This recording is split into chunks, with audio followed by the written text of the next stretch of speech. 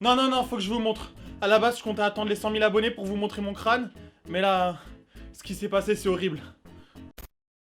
Mais avant de juger, laissez-moi vous raconter toute l'histoire. Et tout le monde, j'espère que vous allez bien. Récemment, je me suis rendu compte que mes cheveux étaient bien trop longs. On aurait dit un homme mi-serpillière, mi-de-pain. Non, j'en avais marre de me faire toucher le cul à chaque fois que j'allais en club. Les mecs, ils me voyaient de dos, ils croyaient que j'étais une meuf. Depuis quand il y a que les meufs qui ont les cheveux longs? Il y a plein de footballeurs qui ont pas de cheveux, mais il y a plein de footballeurs aussi qui ont les cheveux longs. Bon, du coup, j'ai décidé d'aller chez le coiffeur. Et pour ceux qui savent pas, j'habite au Japon. Donc, je regarde sur internet et au Japon, il existe plusieurs salons de coiffure. Par exemple, tu peux trouver des salons à 1000 yens, ce qui équivaut à peu près à 8 euros. Chez nous, ça serait l'équivalent du coiffeur robot. Tu sais, de coiffer à la tondeuse, ça prend 2 secondes, c'est terminé et tu payes 5 euros. Du coup, j'ai envisagé d'aller là-bas. Bah ouais, c'est grave pas cher. Et puis, je me suis posé la question, comment ils peuvent faire des coupes à 1000 yens? C'est vraiment pas cher. Sachant que dans les autres salons de coiffure, le prix triple, quadruple ou même quintuple. Du coup, j'ai demandé à un pote japonais comment ça se fait qu'ils font des tarifs comme ça. Il m'a dit qu'en fait, c'était des salons à 1000 yens, 10 minutes la coupe. 10 minutes. 10 minutes la coupe.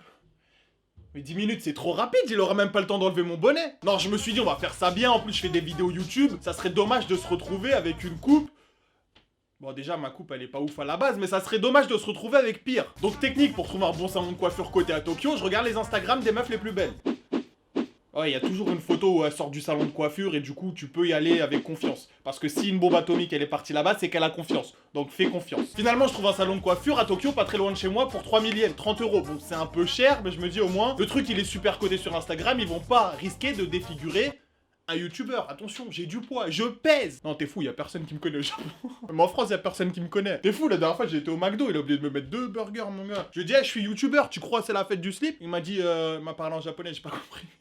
Je trouve le numéro de téléphone et je les appelle. Ça sonne, et là il me parle.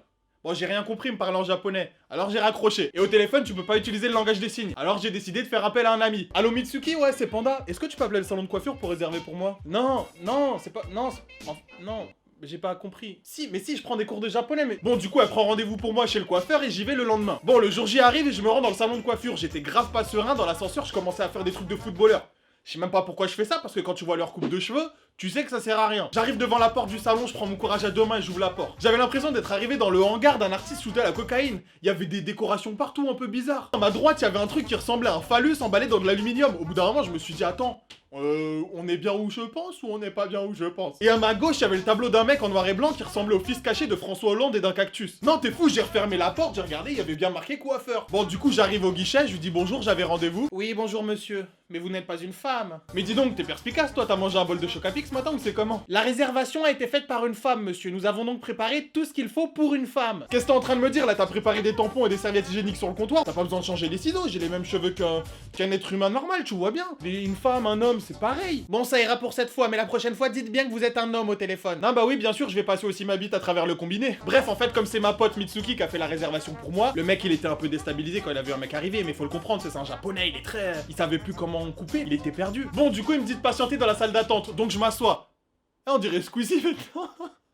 Finalement, l'attente était vraiment très rapide, en plus vraiment professionnel. Il m'a amené des bonbons, du thé, des gâteaux, des sushis. Et là, il me demande si je veux un shampoing. Je lui dis, mon gars, 30 euros la coupe, t'as intérêt à me le faire le shampoing. En plus, je veux que tu ramènes la plus fraîche de toutes les coiffeuses. Et la déception totale. J'avais pas fait gaffe, mais autour de moi dans le salon de coiffure, c'était que des mecs les coiffeurs. Il y avait une meuf, c'est celle qui préparait les colorations. Et comme j'avais pas envie de me teindre en blond, tu vois, je me suis dit, vas-y, tant pis. Au Japon, j'ai l'impression qu'il y a beaucoup plus de coiffeurs que de coiffeuses. Ce métier est pas du tout stigmatisé comme en France où on dit qu'un coiffeur peut être gay. Là, au contraire, si t'es coiffeur, ça veut dire que t'es beau gosse et tu chopes v'là les meufs. Bon, du coup, je t'avoue, moi je suis bien avec ma sexualité, mais ça m'a fait bizarre quand le mec il a commencé à me faire un massage au niveau du crâne chevelu. T'es fou, c'est la première fois qu'il y a un mec qui fait l'amour sur mon crâne. Le mec il a utilisé des techniques de Shaolin. Détendez-vous, laissez-vous faire.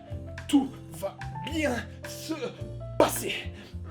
Ça c'est mon crâne, ouais. Il a fait ça à mon crâne. Du coup au début j'étais un peu troublé, mais son truc ça marche vraiment. J'étais en train de m'endormir sur le siège. Bon finalement il me réveille, il avait terminé de faire du karaté sur mon crâne et il m'amène sur une chaise en face d'un miroir. Et là c'est le drame parce que j'avais oublié le coiffeur. Il parle que japonais et moi je parle pas très bien japonais. En plus comment tu veux lui expliquer des trucs précis genre tu peux désépaissir un peu puis tu décales vers la droite, je coiffe toujours avec de la wax. Non, que tu peux... Comment tu dis ça en japonais? J'en sais rien. Moi, je peux te demander des sushis, je peux demander une bière, je peux demander de l'eau, je peux demander du...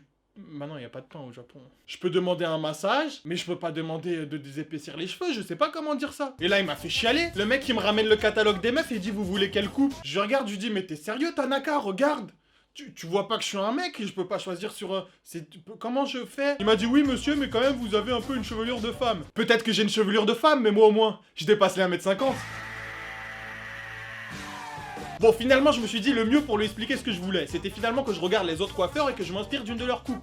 Bon, j'ai regardé les autres coiffeurs, et là j'ai vu que c'était pas des cheveux qu'ils avaient, c'était des perroquets, mon gars. Toutes les couleurs, toutes les formes, on aurait dit des arcs-en-ciel. Laisse tomber, on va pas s'inspirer d'eux, je veux pas une coupe en forme de pélican. Et là je me suis dit, mais attends, t'es youtubeur? Et comme tous les youtubeurs, t'es super narcissique. Va sur ton Instagram, il y a des selfies à gogo. Bon, du coup, j'ai montré une photo de mon Instagram, voilà, je lui ai dit que je voulais la même coupe. Il a vu que j'avais pas mal de followers, il m'a demandé si j'étais connu. J'ai dit que j'étais juste youtubeur, tout ça, bon, j'ai essayé de négocier un prix, il m'a dit non.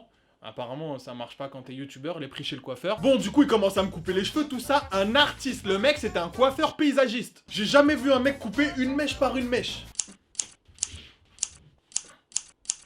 Un vrai travail de japonais, le mec était super soigneux. Bon, je t'avoue qu'à un moment, ça m'a quand même un peu cassé les couilles. Le mec, il avait terminé de tout couper, je lui dis, est-ce que tu peux mettre un peu de gel, tu vois, juste voilà, comme ça, je fais un peu Néo dans Matrix. Le mec, il m'a mis de la mousse dans les cheveux, j'ai l'impression qu'il était en train de mélanger une salade. Et ensuite, franchement, sans exagérer, le mec, il a pris au moins 10 minutes à me placer chaque mèche une par une. Une par une, comme ça. Bon, moi, j'ai laissé faire, je voulais pas lui gâcher son rêve. Mais bon, après, dès qu'il s'est retourné pour aller chercher un miroir, moi, j'ai passé la main dans les cheveux, comme ça. J'ai pas respecté son travail du tout. Mais non, il m'avait laissé avec une coupe de héros de manga, c'est trop. Je suis d'accord, on est au Japon, mais quand même, pourquoi tu me mets des mèches devant les yeux? Je fais comment moi après pour voir les voitures qui arrivent en face de moi? C'est trop dangereux ton délire. Bon, par contre, petit avantage, comme j'avais choisi un salon côté par les meufs, et il y avait que des avions de chasse. À chaque fois, le mec il me disait, bougez pas monsieur, gardez la tête droite. Comment tu veux garder la tête droite? Regarde les filles autour de nous. Moi j'ai pas l'habitude, en France mon coiffeur c'est un vieux robot qui fume sa cigarette au-dessus de mon crâne. Finalement, je t'avoue, hein, son petit massage du crâne chevelu, après moi j'ai bien dormi. Hein. Ah, mes cheveux ils étaient relaxés, hein. Et c'est sûr que j'y retournerai, hein.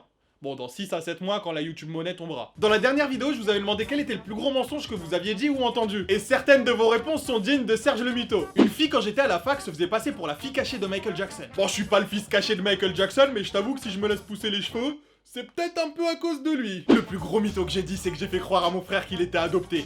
Il m'a cru pendant 7 ans. Toi, mec, t'as pas le prix du plus gros mytho de France, t'as le prix du plus gros bâtard de France. Je sais pas si tu te rends compte, mais t'as ruiné l'enfance de ton petit frère. Bon, après, je sais pas si je suis bien placé pour parler. Le mien, je l'ai envoyé plusieurs fois à l'hôpital. Le plus gros mensonge, celui que je sors le plus souvent à ma mère, c'est pas moi, j'ai rien fait. Bon, je t'avoue que moi aussi, je l'utilisais celle-là et je pense que 95% d'entre vous l'utilisent aussi. Sauf que quand t'as un petit frère qui dit non, c'est lui, bon voilà, tu te fais quand même défoncer au final. Ça, je pense que c'est le mytho qui marche le moins, donc changez, trouvez autre chose. Si tu trouves, dis-le moi dans les commentaires. J'ai dit à un mec que j'étais à l'hôpital pour éviter d'avoir un rendez-vous avec lui. Malheureusement, il a voulu me rendre visite. Bon, les filles, vous savez peut-être pas, mais quand vous donnez un rendez-vous à un mec, vous pouvez inventer n'importe quel mytho. Vous pouvez être sûr à 100% que le mec il lâchera pas l'affaire. Ah non, t'es fou. Une meuf elle me dit ça. Moi j'y vais avec des chocolats, un ballon. Bon, je mange les chocolats, mais je lui donne le ballon quand même. Les mecs, ne lâchez pas l'affaire. Plus la fille vous lâche un gros mytho, et plus ça veut dire qu'elle vous aime. Alors poursuivez-la jusqu'à chez elle. Bon, finissez pas en prison quand même. Perso, en primaire, je disais à mes potes que j'avais dompté un lion et qu'il vivait à la maison. Un jour, mes potes sont venus chez moi pour voir le lion, mais j'ai dit qu'un chasseur l'avait tué et j'ai même fait semblant de pleurer. Ça, c'est bien du mytho de primaire. On en a tous lâché des comme ça. Moi, par exemple, j'avais un dragon à la maison. C'est tout à fait normal, dans mon jardin. On faisait le barbecue, il nous aidait un peu, cracher des flammes, et on faisait griller les merguez comme ça. Une fois, Pandaman avait promis de retirer son bonnet. Non, c'est pas un mytho. Je le ferai aux 100 000 abonnés. Dans la prochaine vidéo, dis-moi, est-ce que tu serais prêt à tout pour 1 million de dollars? Et sinon, quelle serait la limite? Si t'as passé un bon moment, lâche un gros pouce bleu. Ça permettra de sauver toutes les plantes en plastique qui prennent la poussière partout dans le monde.